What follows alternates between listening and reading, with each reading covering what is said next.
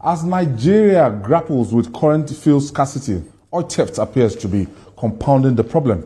The Adamawa and Taraba Command of the Nigerian Customs Service say it has intercepted 12,435 liters of petrol, worth 10.8 million naira, en route Cameroon, while assuring Nigerians that efforts are ongoing to sustain the fight against smuggling. The Custom Area Controller, Bashir Gaba Bature, called for the cooperation from relevant stakeholders to bring an end to oil theft and smuggling in the country. Jide, economic sabotage. This is at a time when we are grappling with serious fuel scarcity. What these people are doing is really unlawful.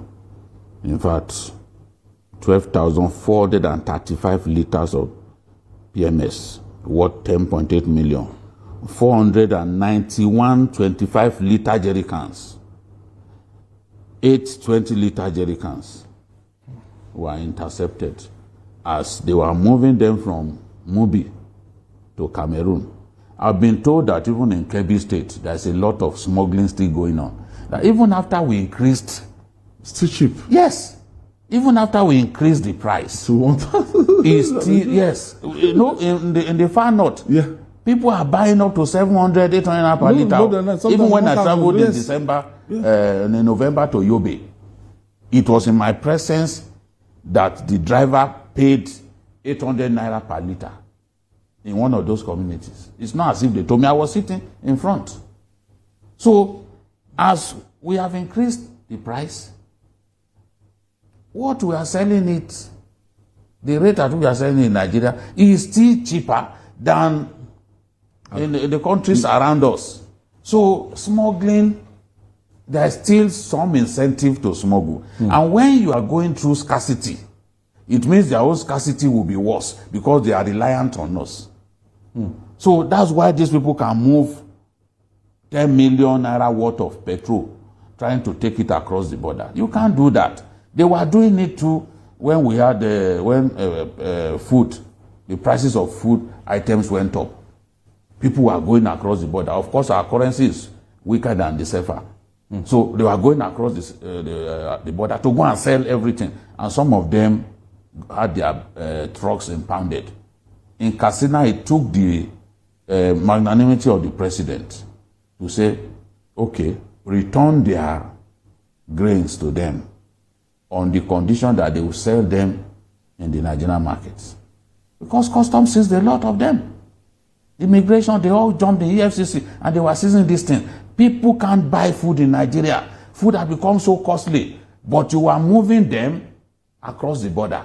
It is economic sabotage.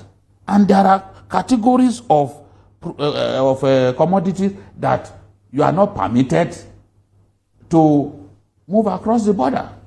But people want to make money at the expense of the rest of us. They worsen the pains of the people by continually smuggling petroleum products. I commend the deputy area controller for the role that they played, and he said that they've been supported tremendously by the CG, Bashir Adeni. We are seeing improvement. They did well during that food scarcity, and we are seeing it again. They are playing their roles effectively, and I'm really happy. We should discourage smuggling, clearly. The incentives are there.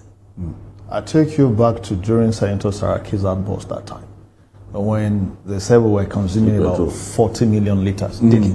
And the man said, by research, we couldn't be doing more than 20 million liters. Now that's... At some point, in fact, 2 years ago, every single day by research that we were losing at least minimum of about 16 million liters daily being smuggled out of this country. Why? Because fuel, petrol, is like 4 times cheaper. I mean, much more expensive in the neighboring countries than us. So you see Nigerians building petrol stations. When they remove fuel subsidy, they were even protesting. In Cameroon. Now you see Nigerians building petrol, gas stations in a lot of neighboring countries. So what they do when they lift It is just for the purpose of smuggling out of this country. Now, come and see. No, they don't discharge into those tanks. Yes, they just take them off. move the trucks. Now, why do you think across the border? Now, why do you but think they it has deceive been you torn? that with those the product will be designated to go to those filling but stations. They don't go. They just go straight across the border. They take them across the border. However, why is it still why is it on the increase now again? Last year we had almost a reduction by about 80-90%. Wow. But suddenly it picked up again. Let me explain why. Now, when we said, I don't think the time we increase price would be appropriate in some quarters. Why? Because we only took away subsidy that the government was paying between the landing cost and the pump price. Now, at that time, crude oil was about, I think, $70 per barrel, or maybe 67 or 68. But it got to a time that crude started increasing also in price. And you understand that crude is the major, product refined to petrol. So when crude started increasing, the subsidy came back again. The Nigerian government could not transfer the landing cost to the people.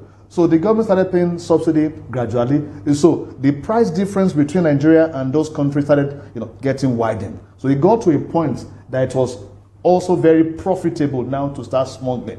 So even when you don't have petrol, even when you have scarcity in your country, dealers will take the petrol and will go to sell for multiple, for not just 200%, much more than that in price. So why you see this is because the economic situation right now in Nigeria would not allow us to go to full deregulation. George is calling us from Lagos. Thank you for joining us, George. Good evening, Ayo, and Go ahead, George. Congratulations on your beautiful studio in Abuja. Thank you, George. Ayo, please permit me to disagree with the argument of Mr. Kolawole Johnson on this tariff hike. That was why you greeted the two of them and you didn't greet me. I'll tell my mommy for you. You're not happy with him. He's not happy too. He's been saying that here. I don't know if, to me, electricity is a social service in the first place. It is wrong to discriminate with it. You have only 3,000, an average of 3,000 megawatts to give 200 million people. On the average. And you have chosen to give some people several hours and give nothing to others. That is unfair in the first place. I agree now, with you. I don't know if Mr. Kolawole is aware of this. Last week, I got a text message from Ikeja Electric that my area has been migrated to Band A. We never called for it. Thank you, George. Our time is fast spent. Thank you, George. Please let me quickly respond to that. Okay, now, see, even before now, some areas enjoy more supply. So they did not handpick. It is those areas that are enjoying more supply because of the infrastructure there and some other factors. Those are those that the group under Band A. For example, even if your estate is beautiful and the infrastructure there would not be enough to convey, that volume of supply, you won't get it. Okay, so we have to leave it there. That's why we said take care of all of those problems first before increasing. Before this classification. Before increasing. You are doing 3,000 megawatts. How can 3,000 megawatts for 200 million people? More than 200 million people. And South Africa is doing 40,000. Yes, taxing the rich cannot be a wrong. All right, I want to thank you. Kolawole Johnson, I want to thank you for your contribution. And the maestro himself. Thank you for always standing by the people. He stand by the people. He associates to stand against us. But know him from today. Know him.